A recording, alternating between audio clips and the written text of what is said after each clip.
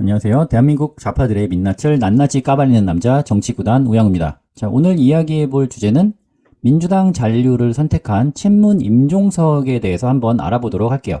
일단 이게 무슨 이슈였느냐? 임종석 잔류에 괜찮다는 이낙연, 본인이 가장 힘들 것. 서울 중성동갑에 출마하고자 했던 임종석이 총선 컷오프가 되면서 좀 이재명 대표와 갈등을 빚는 모습을 보였고, 그리고 지난 주말에 뭐 탈당하냐 마냐 뭐 이런 뉘앙스로 좀 생각을 해보겠다라고 하고 이낙연과 연락을 취했던 일이 있었는데, 갑자기 이제 연락을 끊은 거죠. 이명석이 이낙연과 연락을 그냥 끊어버려서 뭐 간다고 했다가 갑자기 안 간다게 해버린 거예요. 그래서 이낙연 입장에서는 친문의 핵심 인물이었던 임종석이 와주면 좋았을 텐데 좀 아쉽습니다. 뭐 괜찮다곤 하지만 그래도 아쉬움을 감추지 못했고요. 이게 임종석이 왜 안 갔느냐라고 생각을 해보면 이유는 뻔하죠.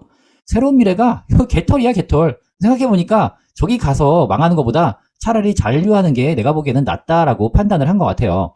이게 왜 그러냐면은 여론조사 할 때마다 조금씩 바뀌고는 있지만 요 조국 신당의 거의 15%를 차지하고 있는 이 상황 속에서 새로운 미래는 1%야, 1%. 뭐 이준석의 개혁신당도 2%고 뭐 예전 정의당도 1%니까 사실상 요 조국 신당까지를 제외하고는 나머지는 비례로 나가봤자 뭐 받을 수가 없어. 뭐 당선이 안 돼. 그러니까 임종석이 뭐 이재명하고 척을 진 다음에 나가가지고 뭐 어디를 들어간다 한들 자기의 자리가 없다라고 판단을 한 것 같아요. 그게 사실 맞기도 하고. 그렇기 때문에 좀 고민한 것처럼 하다가 뭐 당의 결정을 수용하겠다라고 한 거예요. 이게 왜 이렇게 새로운 미래가 저평가는 아니지만 그래도 이렇게 인기가 없느냐라고 하면, 이 이낙연이 제가 보기에는 실책을 좀 많이 했어요. 이게 무슨 실책이냐? 이준석하고 합쳐보려다가 집토끼마저 잃어버린 거야. 그러니까 사람들이 이낙연한테 원했던 건 민주당의 현재 모습이 이재명 때문에 변질되고 있으니까 나가서 자기만의 원래 민주당의 색깔로 밀고 나갔다면 요 조국신당으로 갔어야 될 지지율 중 대부분이 요 새로운 미래 이낙연한테 갔을 거라고 저는 생각을 해요. 그런데 갑자기 여기서 이준석을 끼얹어 버린 거예요. 그리고 이준석하고 합쳤다가 그것도 얼마 안 돼서 또 깨졌잖아. 그 과정을 지켜보면서 중도 성향의 민주당 지지자들은 이낙연이 아닌 조국 혁신당으로 넘어갔을 확률이 굉장히 높습니다. 조국의 신당 창당 타이밍이 이낙연이 작살나고 난 다음에 한 게 굉장히 신의 한수였다고 생각을 하고, 뭐 물론 자기가 이제 2심 재판을 받고 거기서 이제 불구속 확정이 나고 그 다음에 해서 그 다음 절차를 밟다 보니까 지금 시점이 된 거지만, 결과적으로는 이낙연하고 이준석이 정말 망하는 그런 모습을 보인 다음에 창당한 게 신의 한 수가 된 것 같아요. 민주당의 좀 중도 성향 지지층들을 다 끌어모았다. 그리고 새로운 미래는 망했다. 그러니까 한마디로 제가 보기에는 지금 이 지지율은 정치적으로 사형 선고를 받았다고 봐요. 이낙연이 앞으로 좀 지금 70이니까 재기할 수 없다. 그래서 임종석은 요 난파선에서 발을 뺐다고 보면 맞을 겁니다. 그래서 임종석이 향후 행보는 또 지금 여기저기 뉴스에도 나오고 있는데, 이철이 임종석 민주당 선대위원장 선임이 갈등봉합 카드, 전현희 임종석의 선대위원장 맡아달라. 그러니까 임종석이 탈당하지 않기로 결정을 했으니까 기왕 민주당에 남은 김에 선거에서 갈등이 다 봉합됐다라는 걸 보여주기 위해서 어딘가에 선대위원장을 맡아달라, 전현희도 선대위원장 맡아달라라고 부탁을 했어요. 그런데 임종석은 속으로 내가 뭐 임종석의 속마음을 막 이렇게 들여다보는 건 아니지만 내가 여태까지 봤던 임종석의 모습을 봤을 때는 어림없는 소리예요. 어림없는 소리. 이번 선거에서는 철저히 방관자적 입장일 거예요. 더 이상 활동을 안 할 거야. 그리고 나중에 어떻게 했느냐? 이번 선거에서 지금 민주당이 패배할 확률이 굉장히 높아지고 있잖아요. 지금 계속 그 경선에서 좀 잡음이 들리고 있으니까 선거에서 패배를 한다. 그럼 민주당의 선거 패배에 대해서 어디다가 책임을 묻겠느냐? 바로 당대표인 이재명에게 그 선거 패배에 대한 책임을 묻고, 그 다음에 이재명의 사법 리스크가 부각된 이후에 8월에 전당대회에서 당대표직을 노린다. 그 다음에 남아있던 친문 세력을 규합해서 이제 민주당을 다시 친문 세력이 제1세력이 되는 그런 그림을 그리고 있는 것 같아요. 제가 보기에는. 하지만 어림없죠. 이것도 마찬가지로 이재명이 지금 자기 사람으로 다 꼽고 있어요. 그렇기 때문에 이제는 이 전대업 86세대는 가고 이제 한총련 세대가 민주당의 간판으로 탈바꿈이 되고 있는 그런 과정이라고 생각을 합니다. 근데 이 임종석이 어떻게 정치에 입문하게 됐고 어떤 활동을 했는지 좀 간략하게 좀 알아볼게요. 요게 임종석 옛날에 한양대 재학 시절에 현상 지명수배 요 사진으로 올라온 건데, 당시에 요 지명수배서를 보고 잘생긴 외모로 인기를 끌었대요. 뭐 저는 그때 사람이 아니기 때문에 잘 어느 정도인지는 모르겠지만, 그래도 그때 당시에 한양대 재학하면서 한양대 총학생회장이고 생긴 것도 괜찮고, 그리고 그때 당시에는 학생운동 하면 좀 낭만적으로 봤잖아요. 이게 사람들이 좀 있어 보이고 했으니까. 그래서 좀 인기가 있었다고 합니다. 그리고 86 학번으로 한양대에 입학해서 88년도 그러니까 3학년 때 학생회장이 되고 89년 4학년 때는 전국 대학생 협의회 회장이 된 거예요. 그러니까 지금으로 치면은 한총련 회장이 된 거지. 한총련의 전신이 전대협이니까요. 그런데 이 한총련, 그러니까 전대협 활동을 하면서 국가보안법 위반 혐의로 5년형을 받았습니다. 이게 뭐였냐면은 임수경 방북 사건이라고 있어요. 이게 뒤에서 조금 간략하게 얘기할 건데, 임수경이라는 요 사람이 대학생이었어, 그때. 여자 대학생인데, 그냥 북한을 간 거야. 북한을 방문해서 김일성을 만나갔어요. 그러니까 지금으로 치면은 대학생이 김정은을 만나고 온 거예요. 이게 지금 상황 생각하면은 정말 말이 안 되는 사건인데, 당시에는 뭐 이런 세상이었습니다. 아무튼 요 사건으로 5년형을 받아서 3년 반을 수감하는 중에 김영삼 정권에서 특별 사면을 받아서 풀려나게 됐고, 드디어 95년도에 86학번인데 95년이니까 9년 만에 졸업을 하면서 이제 총 동문회상도 받았대요. 이게 당시에 학생운동을 어떻게 바라봤는지 알 수 있는 아주 좋은 예라고 볼 수 있죠. 이게 전과자인데 졸업하면서 상을 줬어, 상을. 총 동문회상. 너는 이제 우리 동문회 큰 일을 했으니까 상을 준다, 이렇게 된 거니까 당시에 요 국가보안법 위반도 그냥 하나의 낭만으로 치부했던 그런 세상이었던 것 같아요. 지금 보면은. 졸업을 하고 나서 할 일이 없으니까 비정부 기구에서 활동을 하다가 99년도에 새정치민주연합 소속으로 16대 국회의원에 당선이 된 거예요. 굉장히 젊은 나이에 당선이 된 거죠. 30대에 당선됐었으니까. 그러니까 그때 당시에는 386 열풍, 지금은 586, 686이라고 부르는 그런 이제 지금은 늙은 사람들이지만 당시에는 30대에 아주 돌풍을 일으키는 그런 386 열풍이 있었습니다. 그때 국회의원이 당선이 됐으나 그 이후로는 당선이 안 되고 다 낙선해버렸어. 그래서 두각을 나타내지 못하다가 문재인 정권에서 갑자기 비서실장으로 발탁이 돼서 문재인 정권 초대 비서실장으로서 이름을 알리게 됩니다.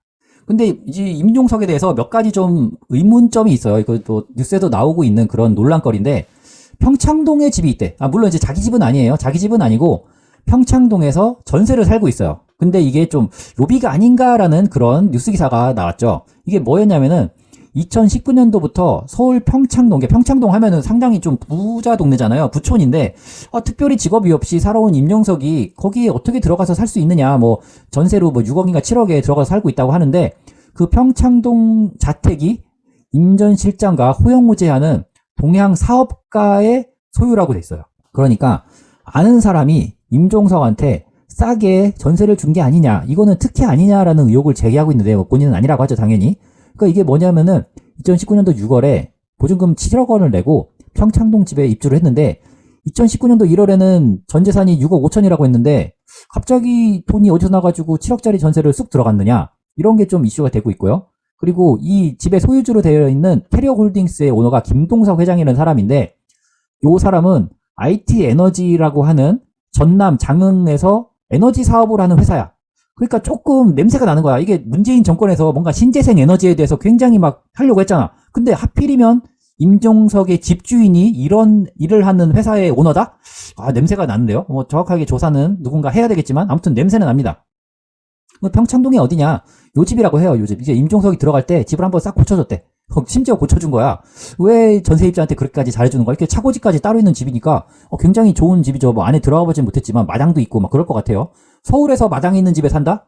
개부자잖아요. 아무튼 우연히 동양 후배 회사가 갖고 있는 전셋집에 싸게 입주했는데, 우연히 아까 처음에 얘기했던 임수경 방북 사건의 그 임수경의 옆집이다. 이런 우연이 있나? 우연에 겹쳐가지고 이거를 믿으라는 건가? 아무튼 이 임수경이 누구냐? 아까 전에 그 방북 사건의 주인공이라고 했잖아요. 이 임수경을 북한으로 보내는데 도와줬던 게 바로 임종석인데, 봐봐. 이 김일성 주석이라는, 지금은 이제 아주 예전에 돌아가신 분이지만 아무튼 북한의 일대 주석이잖아요. 요 김일성 주석을 1대1로 만나가지고 서로 얼싸안고 임수경 학생 오셨냐고 이렇게 반갑게 맞이해주는 이런 사이입니다. 지금 생각해보면 아까 얘기한 것처럼 김정은한테 어떤 대학생이 방문해가지고 1대1 독대를 한 거야. 1대1 독대 인사를 한 거죠. 이게 상상도 할 수 없는 그런 일인데, 이걸 했던 사람과 절친이고 그 옆집에 산다, 평창동에서. 굉장히 냄새가 납니다. 테레홀딩스의 김동석이라는 사람을 검색을 해보면 이런 기사가 나와요. 3년 만에 국내 최대 신재생 에너지 사업자로 성장한 이지스 PE. 이지스 PE의 이 대표는 이 도정훈 대표라는 사람인데, 이 사람과 이 테레홀딩스의 김동석이라는 사람이 이렇게 같이 사진을 찍은 기사가 나오더라고요.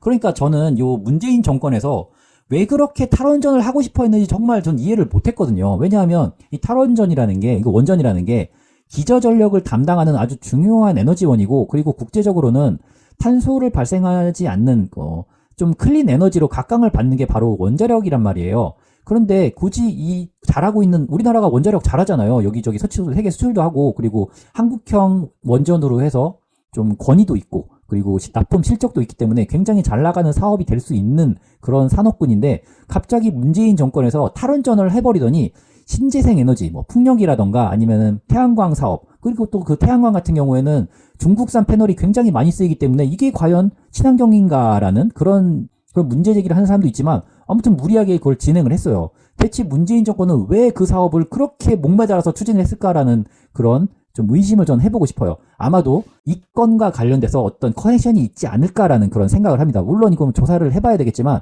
아니 갑자기 이렇게 3년 만에 최대 신재생 에너지 사업자가 이렇게 생기는데 그게 마침 임종석이랑 인연이 있는 사람의 지인이다?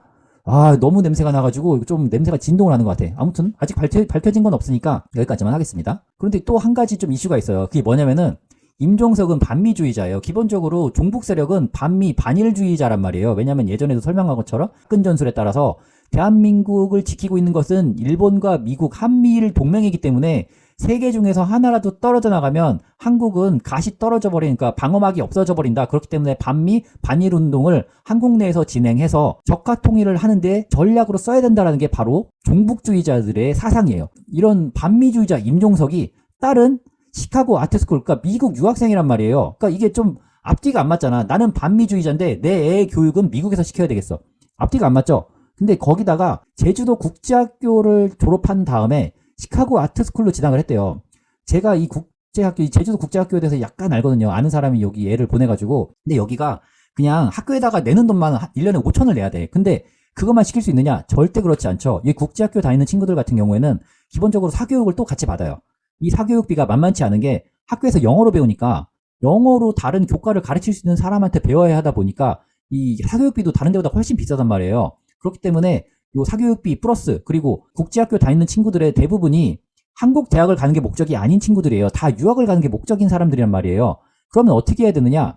취미 활동도 해야 돼. 그 취미 활동을 약간 의무적으로 해야 돼. 예를 들면 바이올린을 한다던가 첼로를 한다던가 아니면 운동 같은 것도 골프를 한다던가 이런 좀 특이한 취미를 가져야 되기 때문에 1년에 학비 5천에다가 이것저것 사교육비를 더하면 1인당 1억은 쏟아부어야 된단 말이야. 거기다가 시카고 아트스쿨도 미국에서 살아야 될 거 아니야. 미국이 지금 물가가 미쳤기 때문에 여기도 마찬가지로 1년 살려면 생활비랑 이것저것 해가지고 1억이 넘는 돈이 소요된단 말이야. 그러면은 뭐 중학교 때까지 뭐 혼자서 공부를 했다고 치고 고등학교를 제주도 국제학교로 가서 시카고 아트스쿨로 들어간다. 그러면은 한 6년만 돼도 돈 6억을 써야 돼요. 근데 제주도 국제학교 같은 경우에는 고등학교 때 갑자기 뚝딱 해가지고 가는 데가 아니기 때문에 최소 중학교부터는 간단 말이에요. 보통은 초등학교 때부터 가는 게 일반적이고. 그러면은 대체 이 아무것도 한 게 없는 이 임종석이라는 사람이 어떻게 자기의 자식은 미국 유학생 코스를 밟게 할 수 있었을까라는 그런 의문을 제기할 수밖에 없는 거죠.